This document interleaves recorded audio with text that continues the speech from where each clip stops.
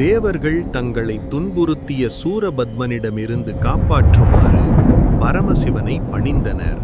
உலகமதிர சிவபெருமான் தன் நெற்றிக் கண்ணை திறந்தார். அந்த தெய்வீக அக்னியிலிருந்து 6 பொறிகள் தோன்றின. அவை ஒன்றிணைந்து 6 முகங்களுடன் முருகப்பெருமானாக அவதரித்தன. வீரமும் வேலாயுதமும் கொண்டு சூரனை எதிர்த்து நின்றார் முருகன். போரின் முடிவில் சூரன் மயிலாகவும் சேவலாகவும் மாற்றப்பட்டான். இந்த தெய்வீக வெற்றி நிகழ்வு திருச்செந்தூர் தலத்தில் நிகழ்ந்தது. சூரனை வென்ற குமாரனுக்கு இந்திரன் தனது மகளான தெய்வானையை திருமணம் செய்து தர சம்மதித்தான்.